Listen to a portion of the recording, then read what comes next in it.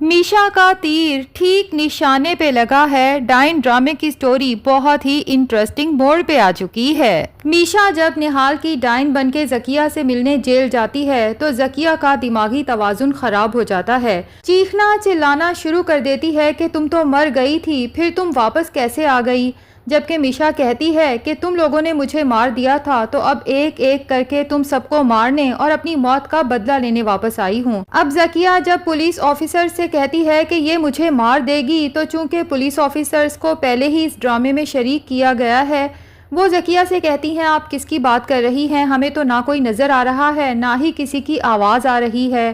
اب تو زکیہ کو نہ نیند آتی ہے نہ سکون آتا ہے، پوری رات جیل میں چیخ چیخ کے اپنا برا حال کر دیتی ہے۔ اور یہی سب تو میشا اور ڈاکٹر نوید کا پلان تھا،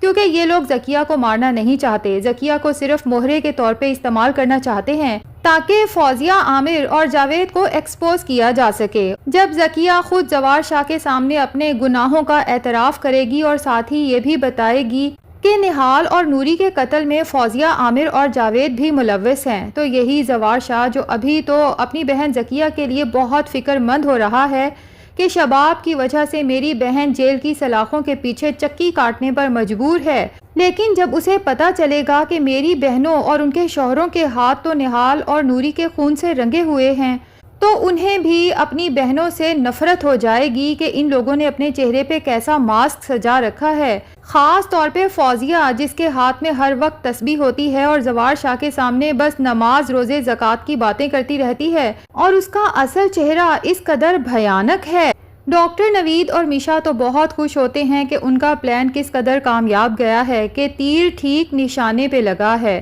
بہرحال اب جیل میں زکیہ کی حالت آؤٹ آف کنٹرول ہو جاتی ہے تو جیل سے جاوید کو کال آتی ہے کہ آپ جلد سے جلد یہاں پہنچیں، جبکہ زکیہ کی حالت دیکھتے ہوئے مینٹل ہاسپٹل سے سائیکائٹرسٹ کو بھی بلا لیا جاتا ہے۔ جب جاوید وہاں پہنچتا ہے تو زکیہ چیخ چیخ کے کہتی ہے کہ جاوید مجھے یہاں سے نکالو، نہال کا بھوت یہاں تک پہنچ گیا ہے اور وہ مجھے جان سے مارنا چاہتی ہے، جبکہ جاوید زکیہ کو سمجھاتا ہے کہ کیسی بے وقوفی کی باتیں کر رہی ہو۔ اسے تو اپنی فکر لاحق ہو جاتی ہے کہ اگر زکیہ کی یہ بات پولیس آفیسرز نے سن لی تو زکیہ کے ساتھ ساتھ جاوید کو بھی قتل کے الزام میں اریسٹ کر لیا جائے گا، جبکہ زکیہ بھی جاوید کو صاف بلیک میل کرتی ہے کہ اگر 2 دن کے اندر تم نے میری ضمانت نہ کروائی تو کان کھول کے سن لو کہ پھر میں بھی تمہارا، فوزیہ اور عامر کا کوئی راز نہیں رکھوں گی۔ جو گناہ ہم سب نے مل کے کیے ہیں پولیس آفیسرز کے ساتھ ساتھ زوار شاہ کو بھی اس کی تفصیل بتا دوں گی۔ جاوید کو تو زکیہ کی بات سن کے ٹھنڈے پسینے آنے لگتے ہیں،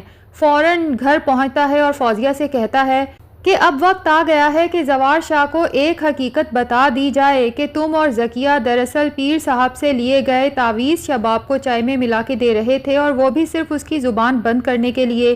جبکہ فوزیہ جاوید سے کہتی ہے کہ تم پاگل تو نہیں ہو گئے؟ جس دن زوار شاہ کو یہ بات پتہ چلی تو زکیہ کے ساتھ ساتھ ہم سب بھی جیل کی سلاخوں کے پیچھے ہوں گے، اور اگر زوار شاہ مزید انویسٹیگیشن کے لیے عامل بابا تک پہنچ گیا تو ہمارا یہ راز بھی کھل جائے گا کہ شباب کے ہاں کبھی بچہ نہ ہو، اس کے لیے بھی ہم عامل بابا سے عمل کرواتے رہے ہیں۔ لیکن جاوید فوزیہ سے کہتا ہے کہ تم اپنے یہ سب راز چھپا لو، لیکن پھر یاد رکھو کہ اگر زکیہ نے نہال اور نوری کے قتل کے بارے میں بتا دیا تو زوار شاہ کے غصے اور غضب سے ہم سب بچ نہیں پائیں گے۔ اب فوزیہ تو سوچتی ہے کہ آگے کھائی اور پیچھے کنواں، جائے تو کہاں جائے۔ ادھر جیل حکام زکیہ کو مینٹل ہاسپٹل ایڈمٹ کرنے کا فیصلہ کرتے ہیں، جس کے لیے زکیہ کے گھر والوں کو بلایا جاتا ہے۔ اب زوار شاہ فوزیہ اور جاوید کو لے کے جب جیل پہنچتا ہے تو زکیہ کی حالت دیکھ کے زوار شاہ کی تو آنکھوں میں آنسو آ جاتے ہیں۔ ٹھیک ہے، زکیہ نے جو گناہ کیا ہے بہت بڑا ہے، لیکن شباب مری تو نہیں نا، وہ زندہ ہے۔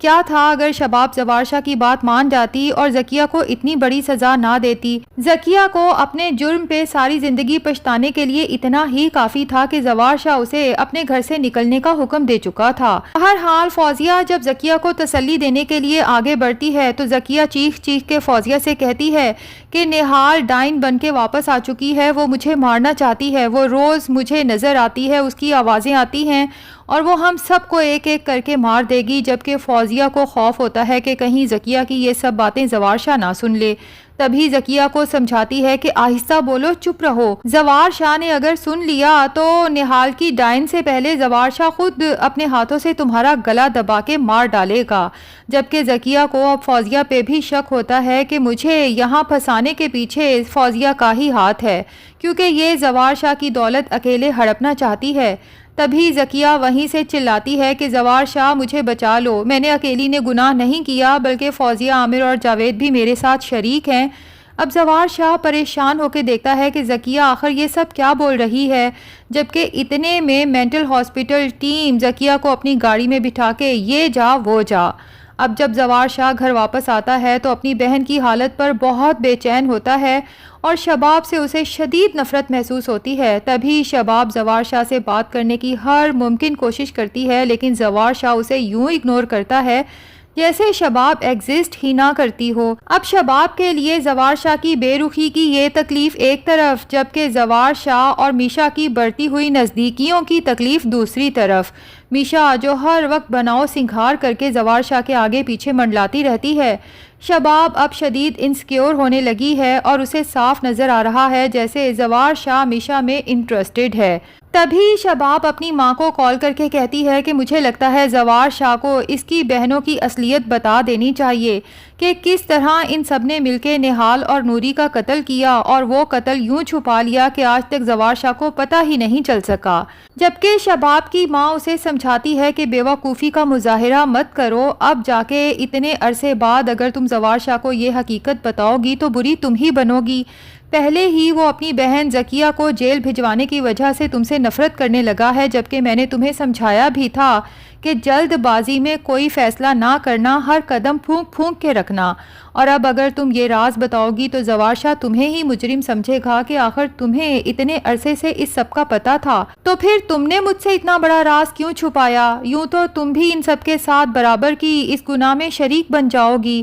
شباب کو اب سمجھ ہی نہیں آتی کہ کس طرح زوار شاہ کی توجہ حاصل کرے۔ کہاں تو ایک وقت تھا کہ زوار شاہ کے دن کا آغاز اور اختتام شباب کو دیکھ کے ہوتا تھا، اور کہاں اب یہ وقت آ چکا ہے کہ زوار شاہ ایک نظر اٹھا کے شباب کی طرف دیکھنا پسند نہیں کرتا، بلکہ زوار شاہ تو اب اپنے کمرے میں ہی نہیں آتا، یا تو حنین شاہ کے کمرے میں سو جاتا ہے یا پھر اپنی اسٹڈیز میں۔ شباب جو اتنے عرصے سے بیمار تھی اور ٹھیک سے کھڑی بھی نہیں ہو پا رہی تھی، لیکن اب اپنے اندر ہمت جمع کرتی ہے اور خوب بناؤ سنگھار کرتی ہے، اچھی سی ساڑی پہنتی ہے اور زوار شاہ کے سامنے جا کے کھڑی ہو جاتی ہے، جبکہ زوار شاہ کا وہی حال ہے کہ شباب کو دیکھتے ساتھ ہی کمرے سے نکل جاتا ہے۔ شباب سوچتی ہے کہ لگتا ہے جیسے سب کچھ ختم ہو گیا۔ ادھر میشا کی برتھ ڈے ہوتی ہے تو ڈاکٹر نوید اسے کہتے ہیں کہ اب تو کم سے کم تم گھر چکر لگا لو، تمہاری جیت کا جشن بھی منانا ہے اور پھر برتھ ڈے کیک بھی ساتھ کاٹیں گے۔